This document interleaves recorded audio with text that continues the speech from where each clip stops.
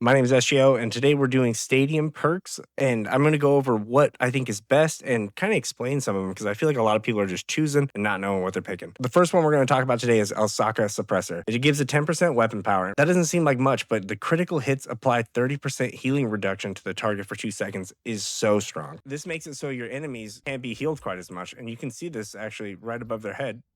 Right there. The next one, kind of the same thing, but on the ability power side, we're looking for Cyber Venom. Cyber Venom does 10% ability power. Again, not much. Cooldown reduction is cool, but the dealing ability damage applies 30% healing reduction for 2 seconds. Same thing, ultra powerful, especially on Moira and other characters, but Moira specifically, insane. And that is because we can throw an orb, and everybody hit by an orb gets that healing reduction. It's powerful. You should be using this. And honestly, if your teammates aren't running it, you should be running it. At least this or Elsaka. And the next perk we have is called Codebreaker. This gives 15% weapon power. It also ignores 50% of armor's damage reduction.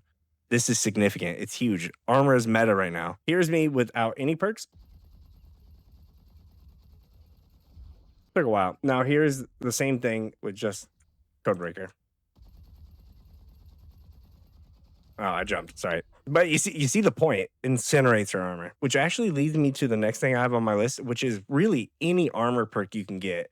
Most people start with this first round. I go with this one quite a bit. And then I'll even go something like this sometimes or something like this. This is really good against Ashe, but really anything that's going to supply you a little bit of armor, it's going to add so much value. I'll put the screenshot up here. Armor in general gives you it gives you a flat 5 damage reduction per shot, right? And so if you're using someone like Soldier, it's going to reduce my damage by 5 flat. That's kind of strong. But Orisa, Soldier, anybody who's going to be bursting or doing lots of damage per second, or not per second, but the attack speed, right? How many bullets you're getting hit with. Armor is really effective against that, as well as beams. A lot of people don't know this, but armor also gives you a flat 30% reduction to beams. 30%. So Mei, Zarya, I'm missing one, Moira, all going to be extremely effective against. Our next skill is actually in the survival as well, and this is Phantasmic Flux. Phantasmic Flux gives you a wide list of things, but it really, I find it extremely valuable on tanks and support, because not only is it giving you 10% ability power, but it's also giving you tons of lifesteal and the opportunity to gain a bunch of overhealth from that lifesteal. The next one's under weapon, a little bit more niche, but Volskaya Ordinance, the 10% attack speed is pretty decent, but the deal 5% increased weapon damage for every 100 max life the target has more than you, up to 20%. So if you notice the enemy team has a bunch of life stacked, this is extremely valuable skill. And last on our list, again, a little niche, but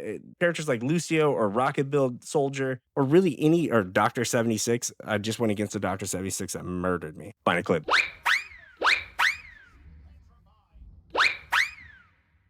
This can be really useful because you're going to restore armor or shield, 50 of it, for over 2 seconds, so it's a little bit of health over time, HOT. But every time you use an ability, if you're doing Lucio boot build, that's all the time. If you're doing Rocket build or Soldier or Dr. 76, that's all the time, right? Certain characters are Moira, always using abilities, and this is going to constantly keep you replenished. That's it for the video. If you found this helpful, let me know in the comments. I got lots of knowledge in this brain, man. So if you need that, subscribe, like the video. Thank you so much for being here. We'll see you next time.